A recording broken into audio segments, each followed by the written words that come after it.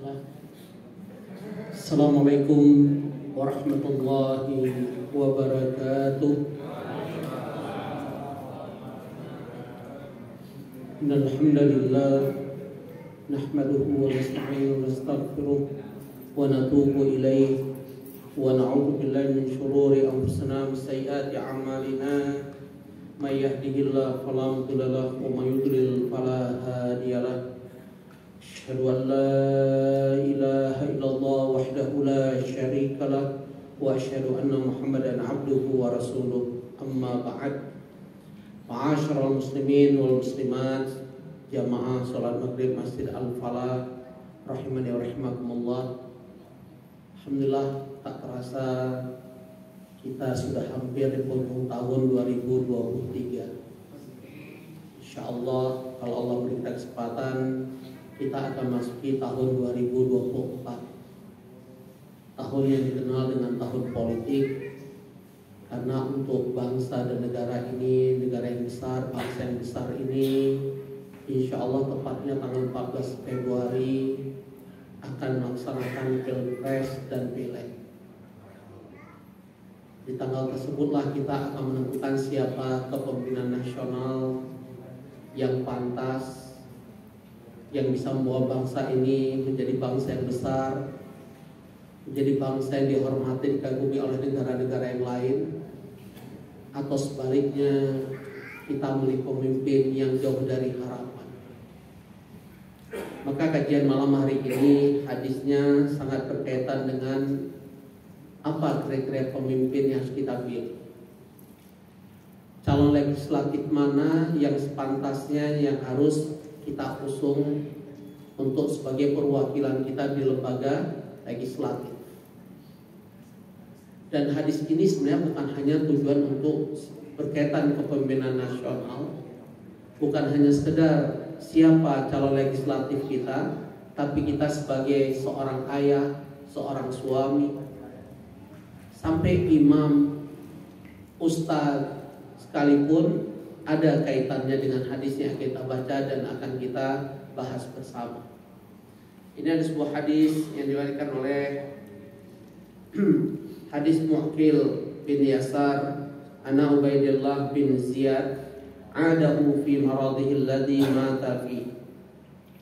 Ini hadis dari seorang sahabat bernama Mu'qil bin Yasar.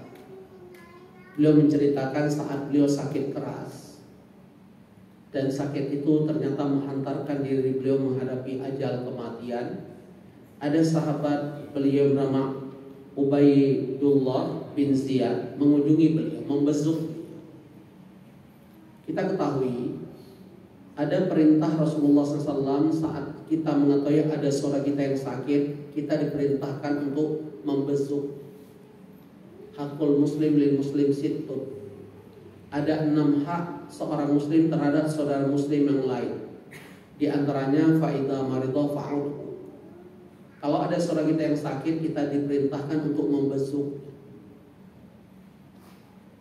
Sunnahnya kita mendoakan saudara kita yang sedang sakit. Adapun membawa jeruk, apel dan sebagainya itu hanya uruf, kebiasaan. Hanya sebuah adat, hanya bentuk sebuah kasih sayang. Karena ada perintah Rasulullah SAW, tahadu tahabu, saling kamu memberi hadiah, maka akan timbul kasih sayang. Tapi intinya kita diperintahkan kalau ada saudara kita sakit untuk membesuknya, mendoakan. Bahkan dalam riwayat Muslim, kalau kita mengunjungi orang sakit di pagi hari, kita akan didoakan 70.000 malaikat sampai sore hari. Kalau kita membesuk saudara muslim kita sore hari, kita didoakan 70.000 malaikat sampai esok pagi. Bahkan saat kita berada di tempat orang sakit, kita digambarkan seperti di dalam raudhah, seperti dalam sebuah taman surga. Maka sungguh keliru kalau ada saudara muslim kita tidak ada keinginan untuk membesuknya, kecuali memang qadarullah kita tidak punya waktu, ada udzur, bukan karena tidak punya keinginan. Karena itu hak saudara muslim terhadap saudara muslim yang lain. Maka Mu'qil bin Yasar menceritakan tentang Abdullah bin Ziyad mengunjungi beliau. Kata Ma'qil di hadapan sahabatnya Abdullah bin Ziyad saat membezuknya, "Inni muhadditsuka haditsan sami'tuhu min Rasulillah sallallahu alaihi wasallam." Kata Ma'qil kepada Ziyad atau kepada Abdullah bin Ziyad, "Aku akan menceritakan sebuah hadis yang aku dengar dari Rasulullah sallallahu alaihi wasallam." Apa isinya? Kata Ma'qil, "Sami'tu Nabi sallallahu alaihi wasallam yaqul," aku mendengar bahwasanya Rasulullah SAW bersabda, "Ma min 'abdin istar'ahu Allah ra'iyah." Apabila seorang hamba diamanahkan oleh Allah untuk memimpin suatu kaum, suatu kelompok. Dan hadis ini ingat bukan hanya selevel presiden, bukan hanya selevel yang jabatan tertinggi. Yang terendah pun kalau dia mendapatkan amanah untuk memimpin, seperti kita seorang ayah, ar-rajulu ra'in fi baiti. Seorang laki-laki, kata Rasulullah SAW, dia memimpin. Sebenarnya ra'in itu secara bahasa artinya pengembala. Seorang pengembala itu kan dia harus menjaga kambingnya bagaimana mencari rumput atau tempat yang kambingnya bisa makan sehingga sehat, gemuk. Bagaimana kambing ini tidak terjangkiti penyakit, dan ujungnya bagaimana kambing ini terjaga dari seperti serigala dan sebagainya. Hanya saja ra'in di sini sering diartikan adalah pemimpin. Maka diingatkan Rasulullah SAW, ar-rajulu ra'in fi baiti. Seorang laki-laki pemimpin dalam rumah. Wal mar'atu ra'iyah fi baitiha. Seorang wanita pemimpin di rumahnya. Artinya di rumah siapa? Rumah suaminya kalau dia masih bersuami. Kullu mas'ulun an ra'iyati. Dan setiap pemimpin itu akan diminta bertanggung jawab terhadap rakyat yang dipimpin. Mungkin kita sering mendengar hadis Rasulullah SAW dalam lafaz yang lain, kullukum ra'in wa kullukum mas'ulun an ra'iyati. Setiap kamu pemimpin dan setiap pemimpin akan diminta bertanggung-jawab. Bahkan dalam Islam kita diberi penjelasan oleh Rasulullah SAW dalam hadis riwayat Bukhari, innaha amanah. Sesungguhnya jabatan itu hakikatnya amanah. Wa innaha sayakunu yaumal qiyamah khizyun wa nadama. Bahkan diingatkan oleh beliau, ternyata jabatan itu selain amanah, orang-orang yang mengemban jabatan ternyata dia tidak mampu melaksanakan jabatan tersebut secara apa? Hak, tidak berkhianat, dia mampu mewujudkan amanah itu dengan akuntabilitas dan profesionalitas dan kredibilitas tingkat tinggi. Hakikatnya orang-orang yang tidak mampu memegang amanah, apa kata Rasulullah SAW, khizyun wa nadama, menjadi sebuah kehancuran dan penyesalan. Makanya dalam hadis riwayat Bukhari yang lain, kata Abu Musa al-Asy'ari, ada dua orang yang mendatangi Rasulullah SAW. Yang pertama mengatakan, ya Rasulullah, tunjuk aku jadi seorang pemimpin. Yang satu lagi juga sama bahasanya, angkat aku menjadi seorang pemimpin ya Rasulullah. Apa jawaban Rasulullah SAW? Semoga kalau ada caleg di sini atau ada rekan kita, sahabat kita yang jadi caleg, mampu kita sampaikan apa tujuan jadi caleg. Kalau terpilih visi misinya apa, niatnya apa. Karena bahaya sekali nanti kita belum selesaikan hadis. Ya, ternyata apa kata Rasulullah SAW pada dua orang yang meminta jabatan ini? Kepemimpinan tidak akan diberikan kepada orang yang memintanya, apalagi orang yang berambisi untuk mendapatkan. Ini hadis sahih dari Bukhari. Jadi sebenarnya dalam pandangan syariat tidak boleh seorang meminta jabatan, apalagi mengemis, apalagi sampai berambisi. Karena biasanya kalau orang berambisi apa? Menghalalkan segala cara. Maka kita lihat debat calon presiden kemarin. sampai gesturnya aneh. Yang kedua, berani mengatakan saya nggak punya apa-apa. Benar nggak ucapannya orang? Padahal kudanya aja ada yang selevel harga Ferrari. Itu kuda doang. Tapi ngakunya nggak punya apa-apa. Karena disindir oleh calon presiden yang lain, nggak sabar jadi oposisi. Ya, saya tidak tendensius. Saya ingin mengajak jamaah memahami hadis ini hanya qadarullah. Ini sangat kontekstual dengan hari ini. Ya, jadi ingat tadi, siapapun yang jadi caleg, siapapun yang maju kontestan jadi RT RW atau jadi ketua yayasan Al-Falah atau apapun, kalau niatnya meminta jabatan, apalagi sangat berambisi, tolong diingat tadi, hakikatnya tidak berhak orang ini mendapatkan kepemimpinan. Apalagi diingatkan, hakikatnya jabatan itu amanah. Apalagi diingatkan tadi Rasulullah SAW, orang yang megang amanah tidak mampu megang amanah jabatan, menyimpang, maka akan menjadi kehancuran dan apa tadi? Nadama, penyesalan nanti di hari kiamat. Karena hisabnya berat. Nah, Bapak Ibu, ikhwani wa ikhwati fillah rahimakumullah, kita lanjutkan.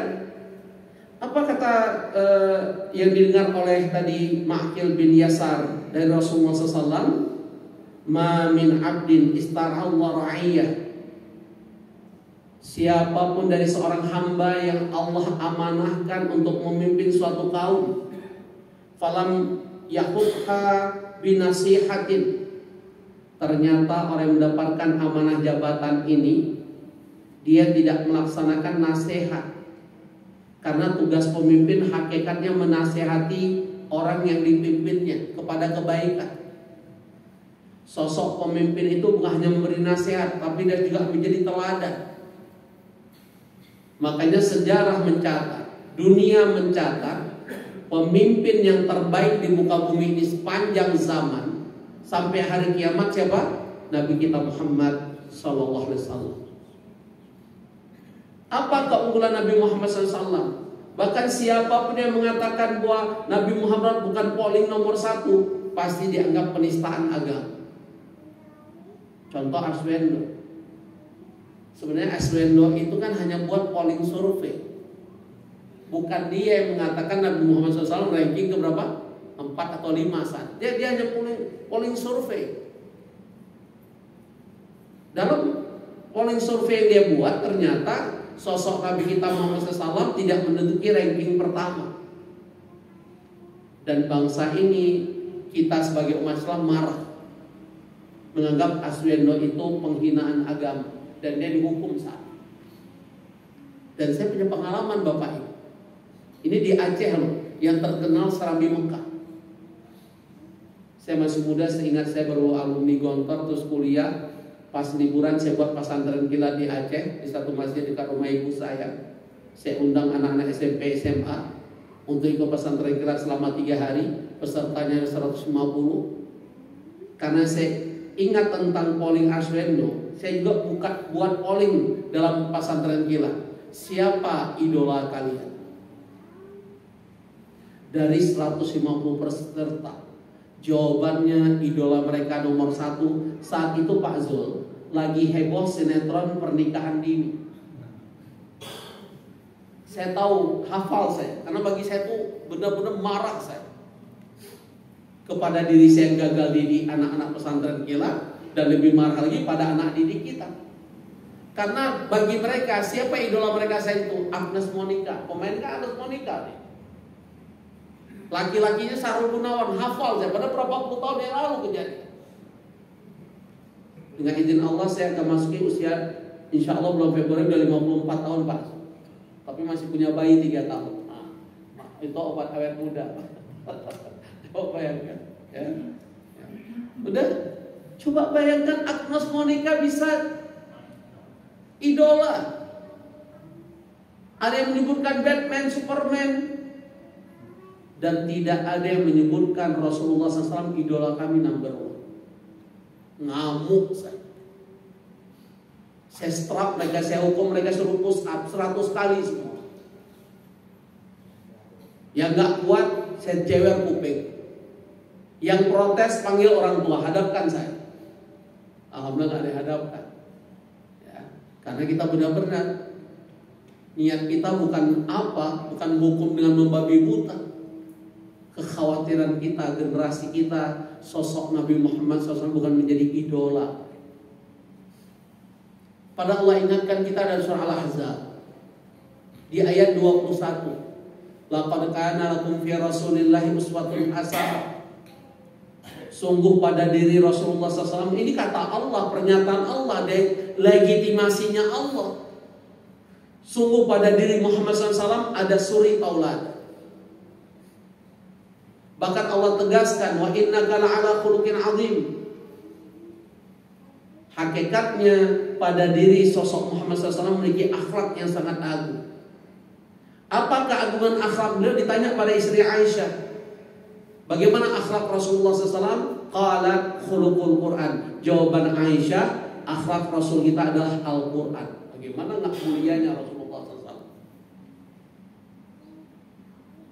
Jadi seharusnya bagaimana umat Islam negeri ini memilih pemimpin di tanggal 14 Februari dari 3 kontestan, 3 calon presiden kita. Mau tidak mau rujukannya adalah sosok Muhammad SAW yang telah jelas nyata. Beliau seorang pemimpin dunia, mampu memimpin negara Madinah, pemerintahan Islam Madinah, dan dunia saya ini mengakuinya karena beliau menjadi pemimpin memiliki 4 sifat dan karakter. Nah, 4 sifat karakter ini mari kita apple to apple dengan 3 calon kandidat. Terlepas saya dengan Pak Zul di timnya Amin, tapi kita harus mari secara jujur, karena ini pertanggungjawaban nanti di hadapan Allah. Pilihan kita, kemana hati kita, itu semua ada pertanggungjawaban di hadapan Allah. Ini yang milih 5 tahun lalu si Fulan, siap-siap tanggung jawab nanti. Karena di sisi Allah semua perbuatan kita ada pertanggungjawaban tidak? Ada. Di antaranya Allah sebutkan surat Qaf, surat 50 ayat 18. Ma yalfidu min qaulin illa ladaihi raqibun atid. Setingkat ucapan aja ada pertanggungjawaban di hadapan Allah, habis perbuatan. Bahkan Allah tegaskan di surah Al-Kahfi surat 18 ayat 49. Wa wudi'al kitab fataral mujrimina musyfiqina mimma fi. Saat buku catatan amal kita ditampakkan oleh Allah, hey Taufik, ini jejak rekam, termasuk sampai engkau memilih pemimpin, kemana tuh tanganmu nyoblos. Padahal nanti Allah sudah ingatkan kita dalam surat Yasin, al-yawma nakhtimu ala afwahihim wa tukallimuna aydihim wa tashhadu arjuluhum ma kanu yaksibun. Nanti di mahkamahnya Allah mulut dikunci mati, tangan yang berbicara. 5 tahun lalu nyoblos siapa? Dan memang pilihan kita 5 tahun lalu juga bukan pilihan yang terbaik ternyata. Itulah politik. Tidak ada yang abadi dalam politik kecuali kepentingan. Coba sebutkan. Makanya saya ingatkan, jangan terlalu baperan memahami politik. Jangan sampai mencaci maki di grup.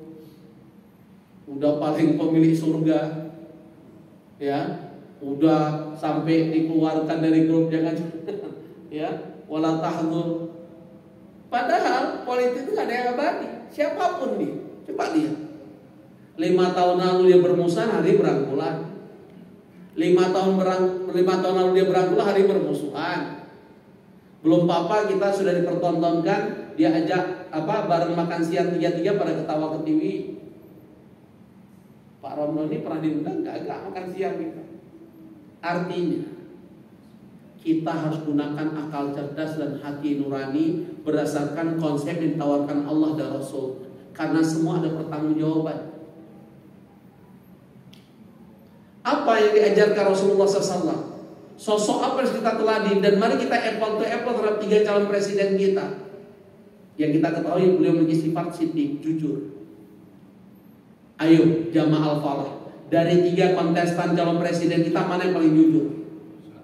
Mantap. Tolong buka, yang punya WA group saya buka, apa status saya hari ini. Tulisan apa saya tulis? Coba nih. Banyak yang mengucapkan amin karena itu doa, tapi tidak sedikit. Ini memang pantas dari pimpinan nasional Ustaz Taufik. Sampai begitu direceh. Padahal itu doa, kita berharap mendapatkan pemimpin yang amanah, yang kredibel, yang memiliki kompetensi. Karena memang itu diajarkan Allah lewat Rasulnya Muhammad SAW, siddiq, jujur. Yang kedua apa? Yang kedua? Amanah, yang dapat dipercaya. Nah Bapak Ibu, tentang amanah ini Allah jelaskan dalam surah An-Nisa, surat keempat ayat 58. Innallaha ya'murukum an tu'addul amanati ila ahliha.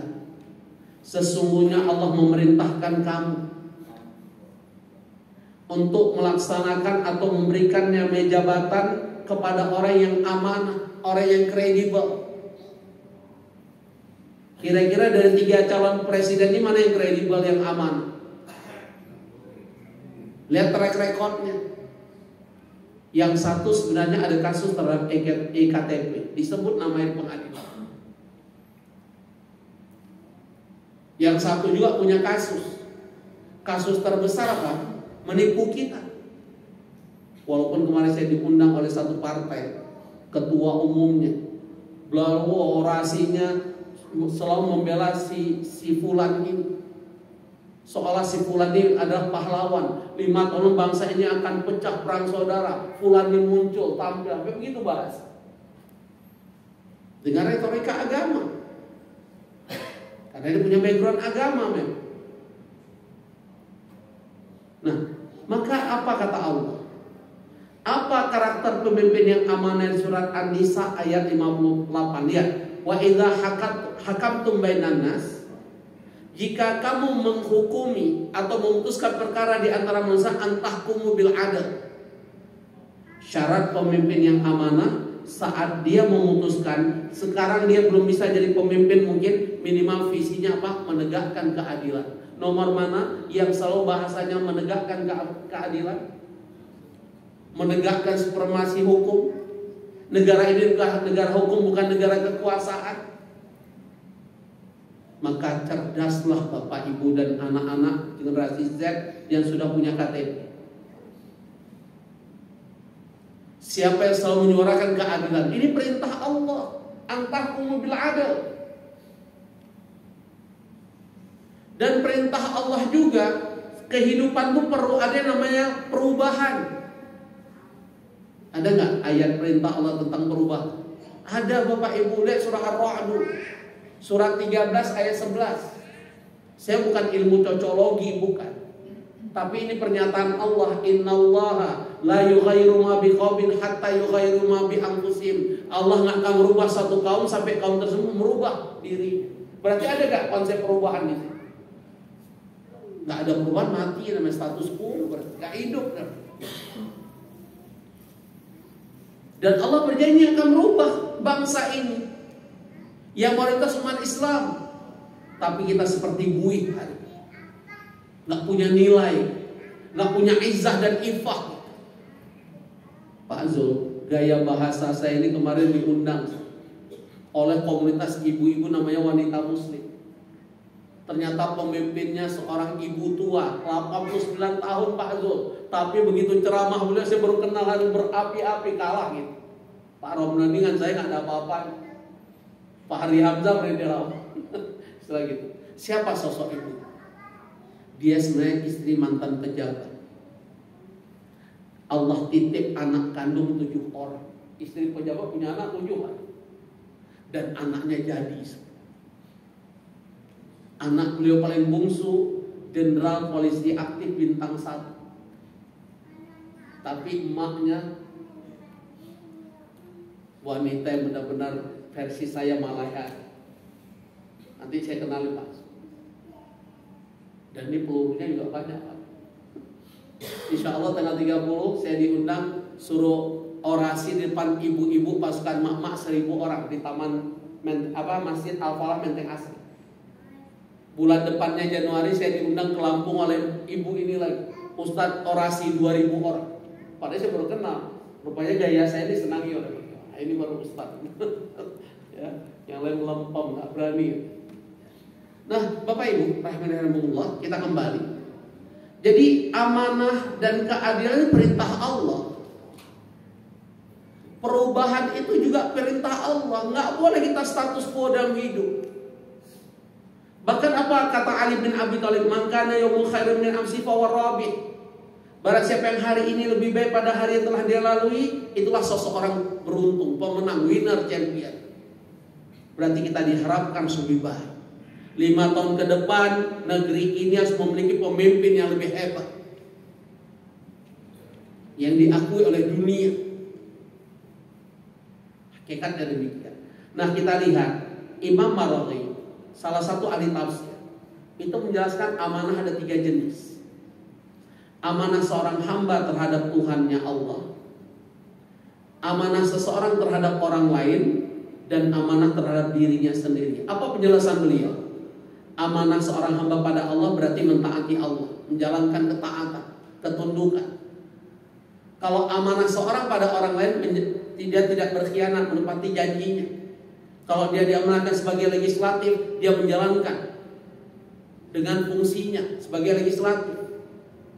Dia bukan mementingkan diri dan kelompoknya, tapi dia mementingkan rakyat, konstituen. Maka jujur saya berpikir begini, saya sering penawaran-penawaran. Kenapa saya tolak Pak Azul? Karena selalu bahasanya ada uang. Selalu ada bahasanya untuk turun ke konstituen itu bawa sesuatu, supaya kita dikenal sehingga dipilih. Jadi niatnya bukan karena Allah. Saya diundang kemarin, jujur Pak Zul, saya dikasih amplop nilai 250 dan dikasih apa? Tempat minum. Bayangkan itu. Dan itu berapa orang dikasih demikian. Dan itu disebut dengan kos politik. Ingat kata Rasulullah SAW tadi, kepemimpinan tidak akan diberi pada orang yang meminta apalagi berambisi. Kalau udah pakai money politik apa namanya? Bayangkan itu. Dan orang-orang itu akan khizyun dan nadam, nyesal dan hancur mereka di akhir. Ayatullah. Sedangkan amanah terhadap diri kita apa? Kita harus memberi yang terbaik untuk diri kita. Liyabluwakum ayyukum ahsanu amala. Karena siapa yang terbaik di antara kita? Yang terbaik amal ibadahnya di hadapan Allah. Kita akan memberi yang terbaik untuk diri kita. Nah, amanah sendiri dikatakan seseorang yang amanah, pemimpin yang amanah itu memiliki 3 kriteria berdasarkan petunjuk Rasulullah SAW. Mari kita buka wacana kita, pemikiran kita, jangan tendensius termasuk diri saya. Mari kita lihat dari 3 calon kandidat ini, siapa yang paling masuk kriteria yang disebut pemimpin amanah. Yang pertama kata Rasulullah SAW, pemimpin yang tadi, dia tidak pernah meminta jabatan, apalagi sampai berambisi. Berdasarkan tadi hadis yang disebutkan oleh siapa tadi?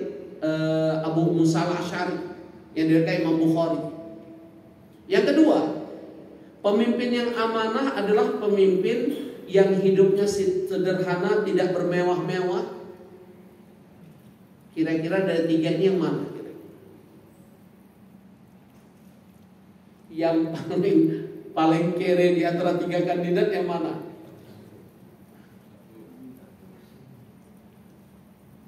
Bahkan ada 1 kandidat uangnya udah gak berseri. Ini yang banyak umat Islam terjebak dengan uang. Jujur saya katakan, saya mau memenuhi undangan karena diundang kan wajib hadir. Adapun kita sudah istiqomah nggak ada urusan dengan uang itu apa. Dan mereka tahu. Jadi kita harus punya. Saya ingatkan ya Bapak Ibu, menerima sesuatu dari siapapun itu harus jelas. Kalau tujuannya si A kita terima, si B kita terima, si C kita terima, itu namanya kita orang munafik. Tapi mari kita tetap terima si A karena itu pilihan kita. Pada si B kita katakan, saya tidak pilih Anda. Tapi kalau Anda tetap memaksakan menerima hadiah ini, saya terima. Tapi kalau Anda tidak ikhlas, kembalikan, jangan si A, si B, kapan lagi Ustaz kita terima. Ini bahaya ini. Ya, ini sama kedudukan orang munafik. Jadi jelas di mana. Masih ingat kisah Raja Namrud membakar Khalilullah Ibrahim alaihissalam? Masih ingat kisah antara cicak dan seekor burung? Masih ingat nggak? Jadi dari kisah ini kita harus tahu posisi kita. Jangan cicak iya, burung iya. Itu nggak jelas kedudukan. Jadi kita harus istiqomah. Nah, itu yang kedua. Kriteria pemimpin amanah yang kedua tadi apa? Kehidupannya sederhana, tidak bermewah-mewah. Karena dia hidup sederhana, tidak bermewah, pasti sosok pemimpin ini kira-kira berani melawan oligarki tidak? Berani nggak Mas kira-kira? Pasti berani melawan oligarki. Nah, kira-kira dari tiga siapa yang berani melawan oligarki? Ini kita sampaikan, saya tahu pasti di sini banyak pendukung paslon nomor 1, tapi bagaimana dengan saudara kita di luar sana? Harus perlu kita beri kecerdasan, pemahaman. Kasihan nggak? Jangan sampai kita di posisi cicak. Jangan sampai kita menjadi pertanggungjawaban, penyesalan dan dama dan khizyun tadi, kehancuran, binasa di hadapan Allah gara-gara salah memilih. Karena kita tidak menggunakan akal sehat dan hati nurani dan berdasarkan petunjuk Allah dan Rasulnya Muhammad SAW. Yang ketiga, sosok kriteria pemimpin yang amanah adalah pemimpin yang punya kredibilitas, kompetensi, kemampuan, memiliki leadership, memiliki track record kepemimpinan. Dari tiga ini kira-kira yang mana? Silahkan pilih. Jelas terang benderang, debat capres itu semakin nyata. Siapa orang berbobot dan tidak berbobot. Sebentar lagi debat cawapres, makin kelihatan lagi. Kita lihat saja nanti. Nah, tinggal hati-hati dengan serangan fajar dan money politik. Itu yang sangat kita khawatir. Dan rakyat kita lebih banyak adalah wong kiri. Wong kiri itu data survei berapa? 60% apa? Ini hati-hati. Maka semua kita harus perlu jihad. Saya ingat waktu Pak Anies bertarung dengan Ahok, saya orang Bogor, jihad saya. Dimanapun kajian saya, sampai ada satu mesin gudang peluru Pak Jo, itu begitu ternyata itu live. Nah, ya, pengurusnya nggak bilang dia punya radio. Tiba-tiba di bawah tangga saya turun ada intel semua. Alhamdulillah ada satu intel, Ustadz masuk mobil saya, di bawah intel semua. Begitu. Makanya bukan saya gagagan kalau di mobil saya ada bintang Mabes Polri, bintang 2 kalau saya ngajar Menkopol, bukan sekedar gagagan, hanya sebagai ikhtiar supaya jangan fitnah. Ini zaman fitnah, nggak jelas mana musuh mana kawan. Rapat-rapat tentunya lain lagi nih.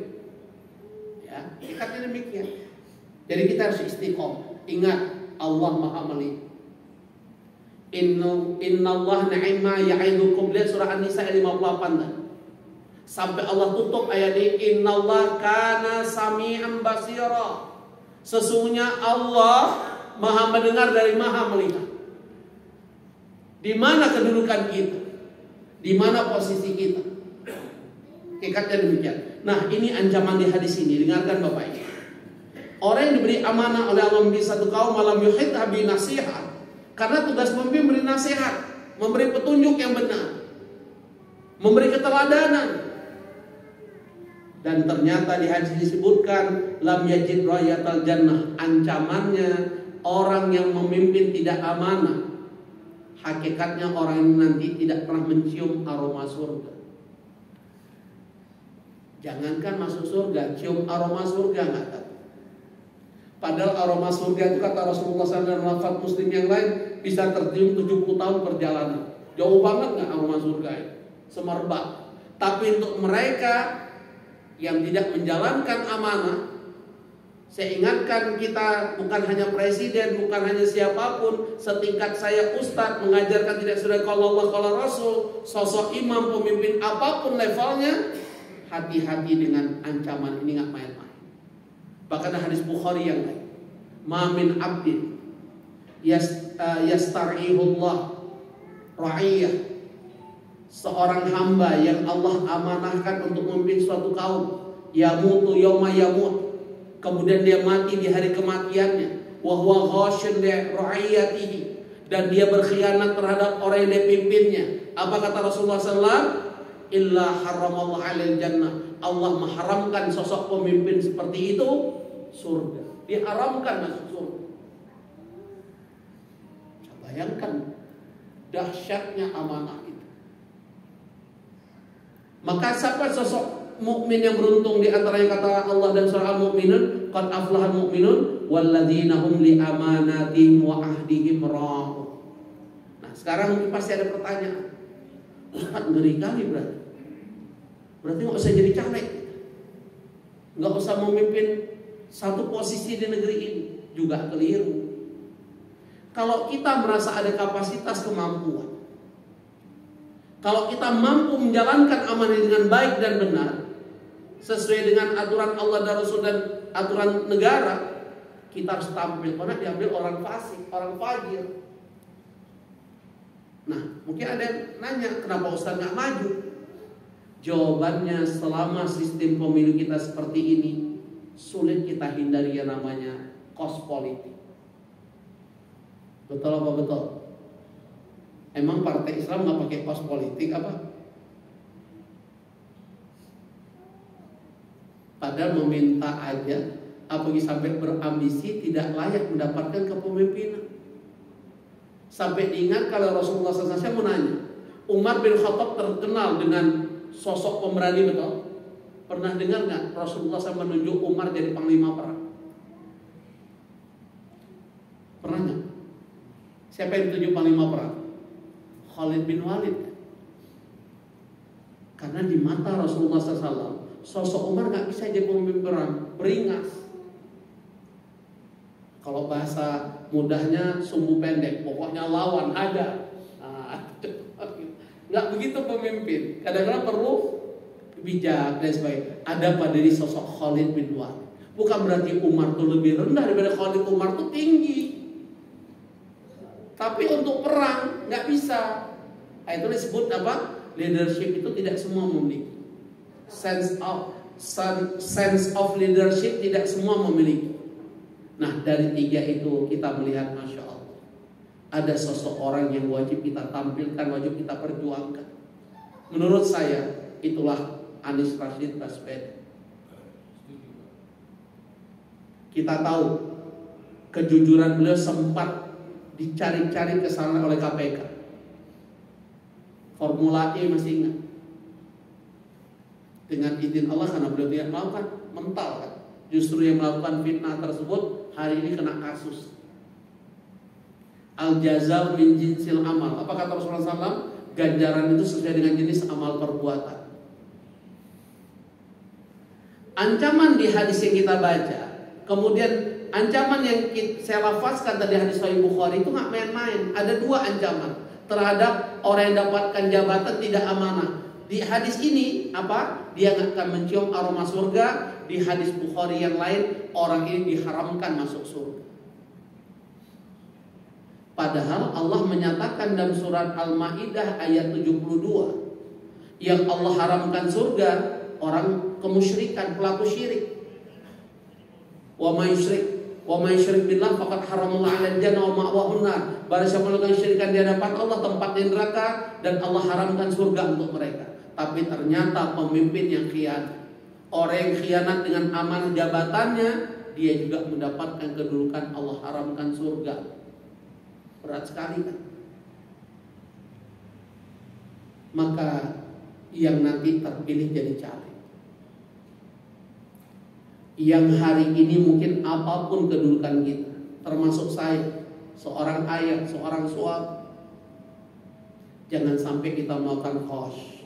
Apa itu khosh? Khianat. Apa di antara ciri khianat? Bukan hanya tidak menepati janji. Seorang ayah nggak mendidik anak-anaknya mentaati Allah, itu khosh. Khianatnya ayah. Seorang suami tidak mendidik istrinya mentaati Allah, ini suami yang khosh, khianat.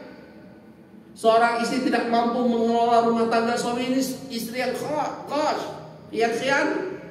Ghasyun. Yang sering kita kenal rishwah, ya kan?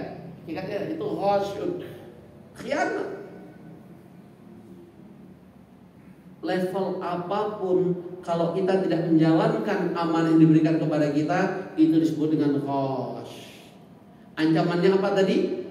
Illa haramallahu alaihi, Allah haramkan surga untuk pelakunya. Wah, iya, berat sekali.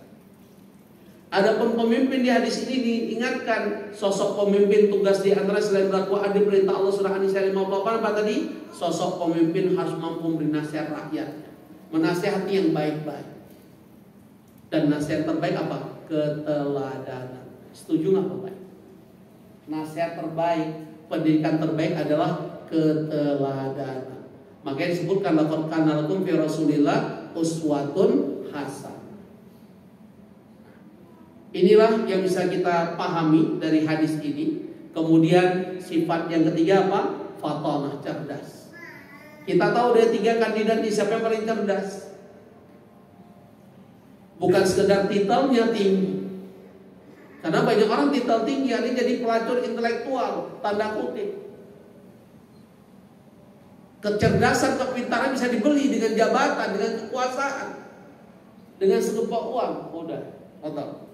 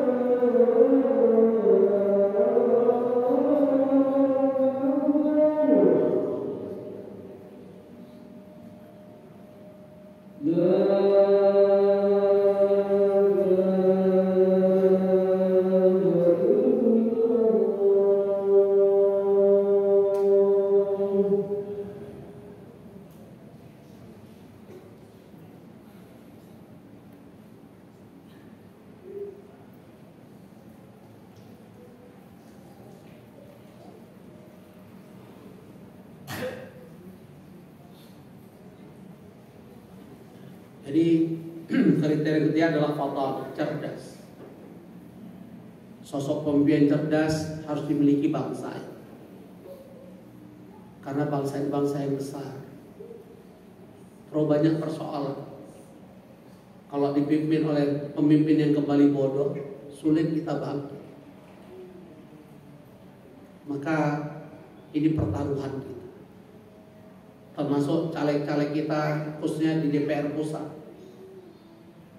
Jangan sampai salah.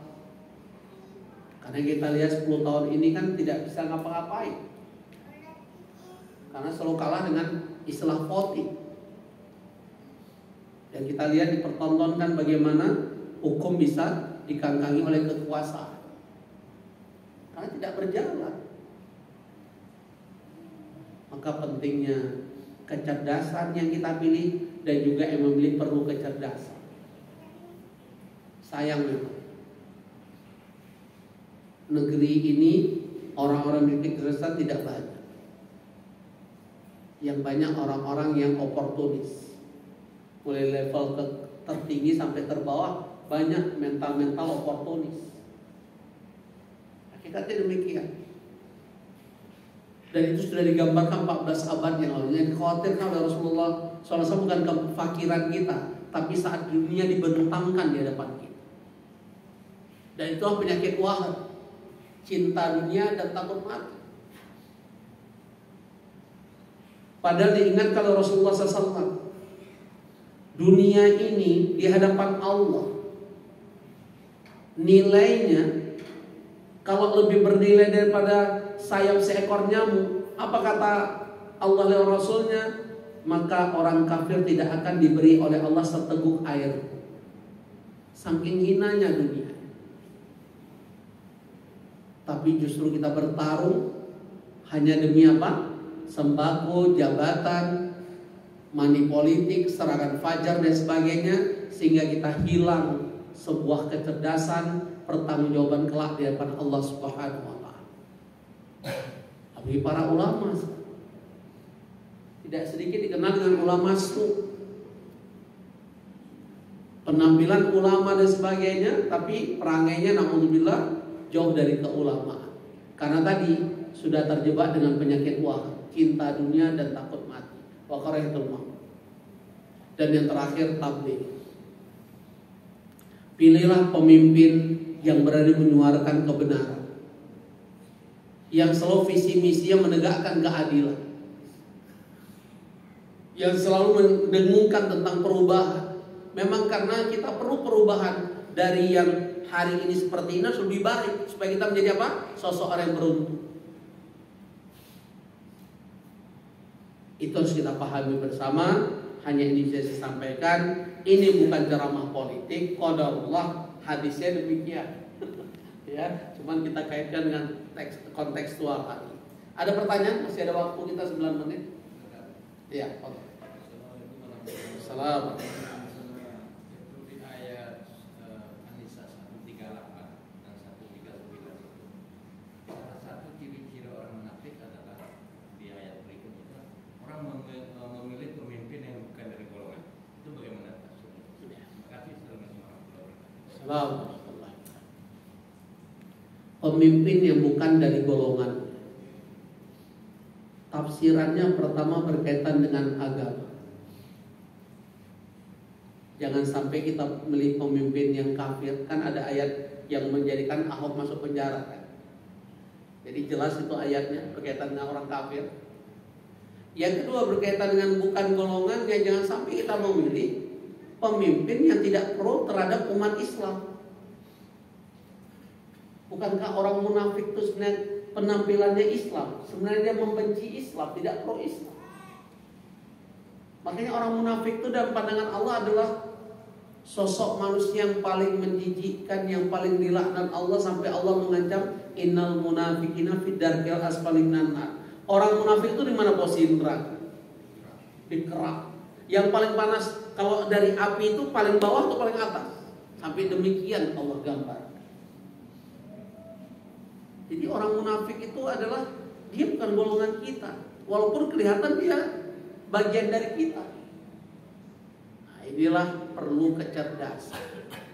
Siapa dari 3 calon presiden itu yang digambarkan Allah surat tadi, apa surat An-Nisa ya, ayat 138 dan 139. Mari kita perlu kecerdasan. Siapa yang bukan golongan kita? Jangan sampai kita kembali ditipu. Begitu dia menang, dia bilang gak perlu suara umat Islam. Tiba-tiba begitu dekat kali udah beda lagi. Bahkan dia rubah penampilan menjadi Islami. Kalau perlu orang kafir pun dia permak menjadi kiai. Pahamnya saya maksud? Dia orang kafir masuk masjid jadi sosok kiai. Santriwati cium tangan dia bolak-balik kayak martabak telur. Bisa bayangin itu? Coba bayangkan. Bisa semua disulap hari ini. Nah, di Pak Doni kita bahasannya hadis tapi ke politik. Karena Islam tidak alergi dengan politik. Lihat Rasulullah SAW membangun pemerintahan politik dan sebagainya di Masjid Nabawi lewat Darul Arqam. Hakikat demikian. Nah, kita aja nggak pernah paham, sehingga jadi sekuler kan, memisahkan agama dengan negara kan bahaya, jadi sekuler itu. Ada lagi saya pikir itu bang, termasuk cara dia berpikir, cara dia bertindak. Kalau bukan golongan yang diajarkan Allah bagaimana seharusnya dia pemimpin, dia menjadi apa? Dia pro kepada agamanya. Kalau dia tidak pro berarti sosok munafik di hadapan Allah dan kita harus menghindarinya dan tidak memilih menjadi pemimpin kita karena bukan golongan kita. Kok beraninya dia mengatakan saya nggak punya apa-apa? Kira-kira benar nggak orang? Ya, hari ini si Fulan kemarin kita dengar kita berantas korupsi sampai ke akar-akar. Dia lupa namanya ini kan disebut di EKTP pengadilan. Ini hari ini antara ucapan dengan perbuatan nggak serius, itu namanya apa? Munafik kan? Makanya jangan pilih, bukan golongan kamu kata Allah. Itu contohnya demikian. Yang paling utama karena kekafiran udah pasti. Ya, Allahu a'lam bishawab. Cukup? Ada lagi? Ini sengaja saya kasih waktu Pak, karena ini memang dialog. Nggak ada? Kalau nggak ada kita tutup, jangan dipaksa. Ya, kita akhiri saja. Insya Allah bulan depan semakin dekat dengan Pilpres dan pemilu kita, semoga kita lebih dimudahkan oleh Allah mendapatkan pemimpin yang amanah, yang kredibel, yang lebih penting apa? Yang diridhoi oleh Allah Subhanahu wa taala. Selesai Pilpres, saya akan mudah-mudahan Allah mudahkan saya umroh. Saya minta itu yang terbaik menurut engkau ya Allah. Kata demikian. Ya, umroh bareng saya insya Allah sesudah Pilpres kita langsung umroh tanggal 19. Insya Allah demikian. Bulan Syawal. Kita akhiri dengan doa kepada majelis. Subhanakallahumma bihamdika asyhadu an la ilaha illa anta astaghfiruka wa atubu ilaik. Assalamualaikum warahmatullahi wabarakatuh.